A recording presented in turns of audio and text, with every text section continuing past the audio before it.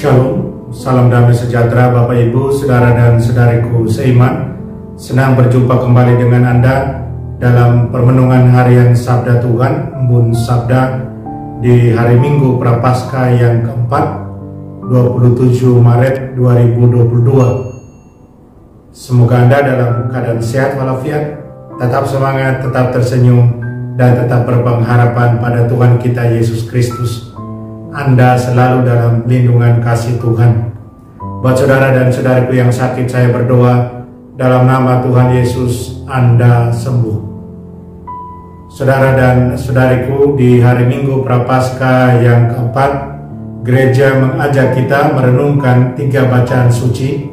Bacaan pertama dari kitab Yosua bab 5 ayat 9a, dilanjutkan ayat 10 sampai 12. Bacaan kedua dari surat kedua Rasul Paulus kepada jemaat di Korintus bab 5 ayat 17 sampai 21. Sedangkan bacaan Injil dari Injil suci menurut Lukas bab 15 ayat 1 sampai 3, dilanjutkan ayat 11 sampai 32. Saudara dan saudariku yang terkasih, mari sebelum kita dengarkan dan renungkan sabda Tuhan, kita tandai diri kita dengan tanda keselamatan dalam nama Bapa dan Putra dan Roh Kudus. Amin. Injil suci menurut Lukas bab 15 ayat 1 sampai 3, dilanjutkan ayat 11 sampai 32. Para pemungut cukai dan orang-orang berdosa biasa datang kepada Yesus untuk mendengarkan Dia.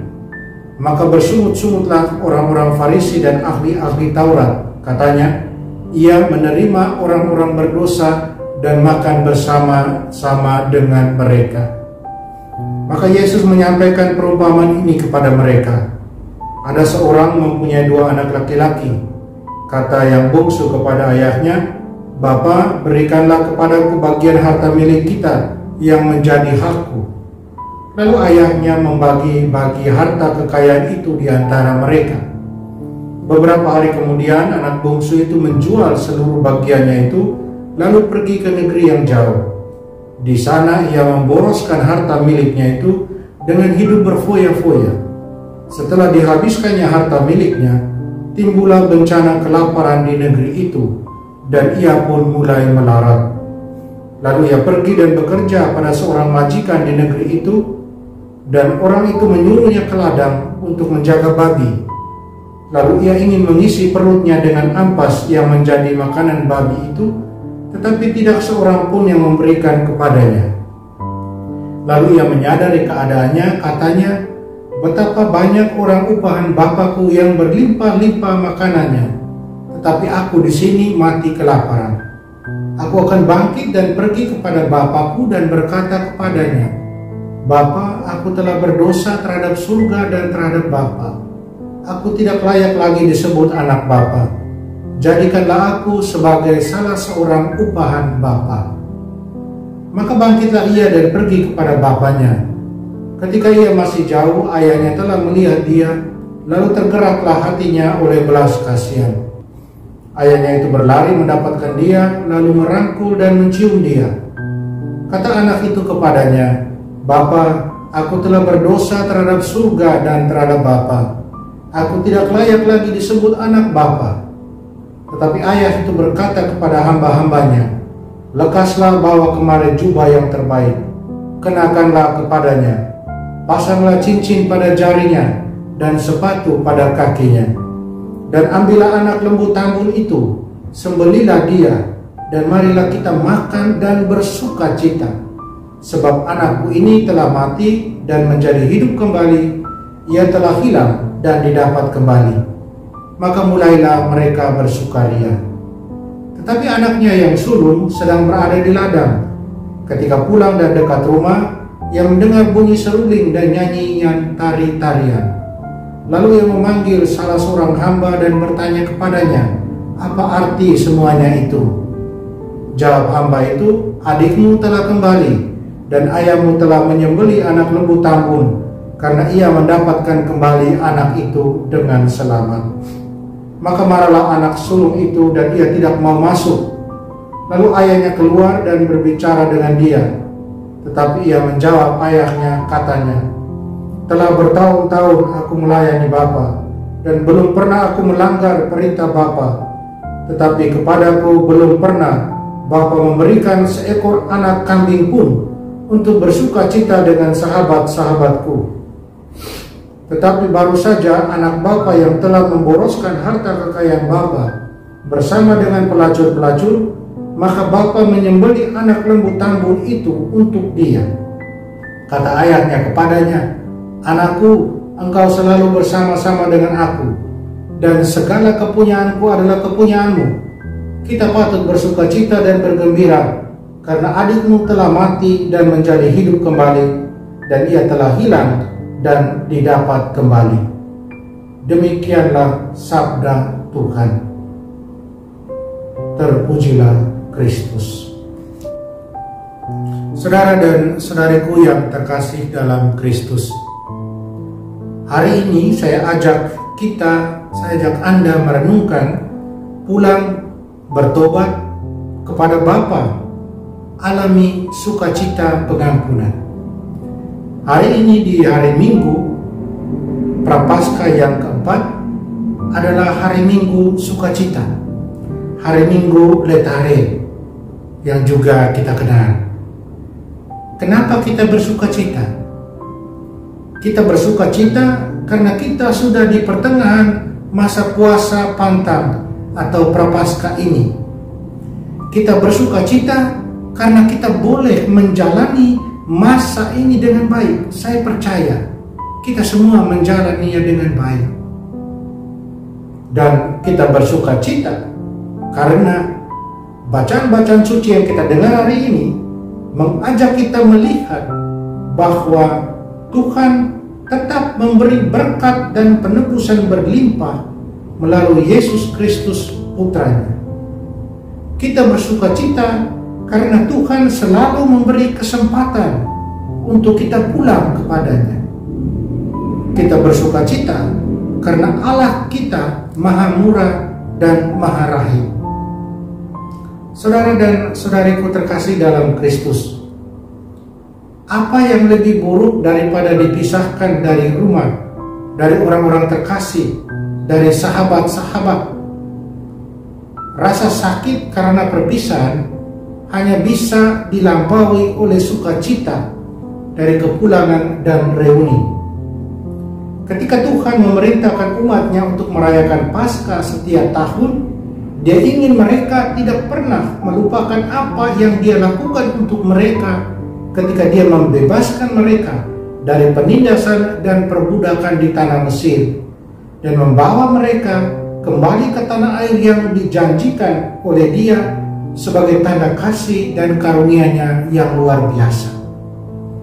Di akhir pengembaraan mereka di padang gurun selama 40 tahun, Yosua, penerus Musa, memimpin orang-orang merayakan perjamuan Paskah setelah mereka dengan selamat melewati sungai Yordan ke tanah air yang dijanjikan. Mereka harus bersuka cita.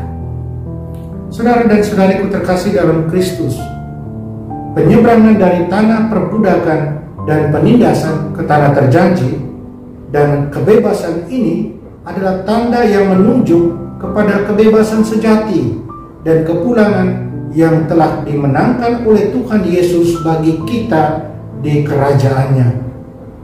Melalui kemenangannya di kayu salib, Tuhan Yesus telah membebaskan kita dari kuasa dosa dan kegelapan, dan memindahkan kita ke kerajaan terang, kebenaran dan pengampunannya.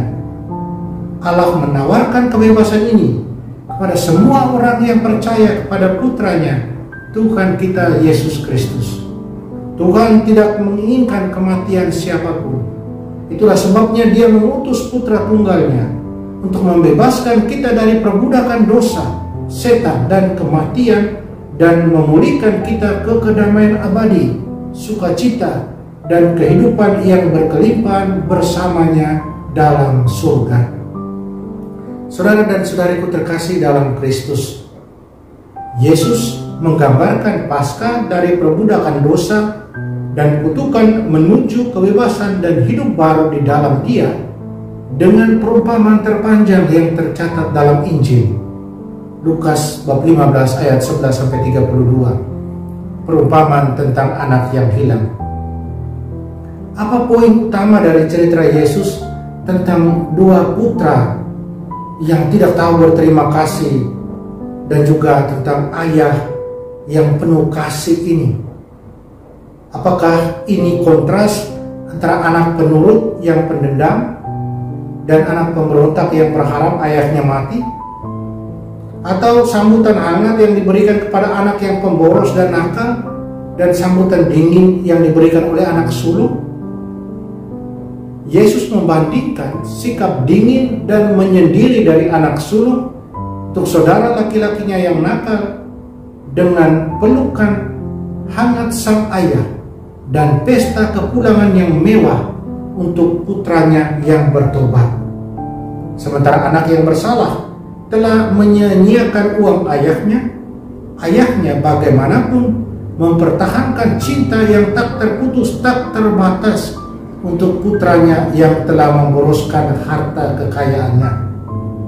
Putranya ketika dia pergi, si anak bungsu ini, ketika dia pergi, dia belajar banyak tentang dirinya sendiri. Dan dia menyadari bahwa ayahnya telah memberinya cinta yang tidak dapat dia balas. Walaupun dia belum belajar tentang kedalaman cinta ayahnya untuknya. Rasa sesal yang mendalam karena mendapati dirinya harus makan makanan babi dan tidak diberi juga. Dan juga refleksinya atas semua yang telah hilang menyebabkan pertobatannya dan keputusan untuk menyatakan dirinya bersalah di hadapan ayahnya. Sementara dia berharap untuk rekonsiliasi dengan ayahnya, dia tidak bisa membayangkan pemulihan penuh hubungannya dengan ayahnya dan statusnya sebagai anak. Sang ayah sebaliknya tidak memerlukan untuk mengucapkan kata-kata pengampunan kepada putranya. Tindakannya berbicara lebih keras dan jelas. Jubah yang indah, pelukan hangat, cincin perjamuan meriah melambangkan satu kehidupan baru, murni, layak, penuh sukacita. Penuh sukacita dari setiap orang yang pulang kepada Tuhan, kembali kepada Tuhan. Saudara dan saudariku terkasih dalam Kristus, anak yang hilang tidak dapat kembali seperti sebelumnya, tetapi dia disambut dan diangkat kembali sebagai anak yang sangat dirindukan dan sangat dicintai oleh ayahnya. Perubahan dramatis anak yang bersalah dari kesedihan dan rasa bersalah menjadi pengampunan dan pemulihan mengungkapkan satu gambaran bahwa kebangkitan dari kematian Yesus memungkinkan semua orang percaya kepadanya untuk mendapat kelahiran kembali untuk kehidupan baru dari kematian. Perumpamaan itu juga mengkontraskan belas kasihan dan kebalikannya, tidak mengampuni. Ayah yang telah dianiaya, dia memaafkan, dia mengampuni. Tetapi anak yang sulung yang tidak dianiaya, tidak memaafkan, tidak mengampuni. Sikap tidak mau memaafkannya berubah menjadi kesombongan dan penghinaan terhadap saudaranya. Dan kebenciannya menyebabkan keterasingannya dari komunitas pendosa yang telah diampuni. Saudara dan saudariku terkasih dalam Kristus, dalam perumpamaan ini Yesus memberikan gambaran yang jelas tentang Tuhan dan seperti apakah Tuhan itu. Tuhan benar-benar lebih baik daripada yang dapat kita semua bayangkan dan mengerti. Dia tidak menyerah ketika kita menyimpang darinya. Dia selalu mencari mereka yang memiliki perubahan hati dan ingin kembali. Dia bersuka cita dalam menemukan yang hilang. Dia menyambut mereka yang kembali kepadanya, mereka yang pulang. Tahukah kita sukacita pertobatan dan pemulihan hubungan sebagai putra dan putri Bapa di surga? Mari kita pulang kepadanya, kita bertobat, kita alami sukacita pengampunannya. Dan dengan demikian sukacita Tuhan boleh senantiasa ada dalam diri kita dan kita wartakan kepada mereka yang ada di sekeliling kita. Amin. Mari kita berdoa mohon kekuatan dari Tuhan. Tuhan Yesus, semoga kami tidak pernah meragukan kasih-Mu. Penuhi kami dengan kasih-Mu yang mengubah, sehingga kami dapat berbelas kasih seperti-Mu yang penuh belas kasihan. Amin. Mari kita mohon berkat Tuhan. Tuhan bersamamu dan bersama roh-Mu. Kita sekalian, semua orang yang kita sayangi dan kasih, usaha dan karya kita dilindungi, dibimbing dan diberkati Allah yang Maha Kuasa, Bapa dan Putra dan Roh Kudus. Amin. Saudara dan saudariku, jalanilah Minggu Prapaskah keempat, Minggu Sukacita, Minggu Letare dengan senyum.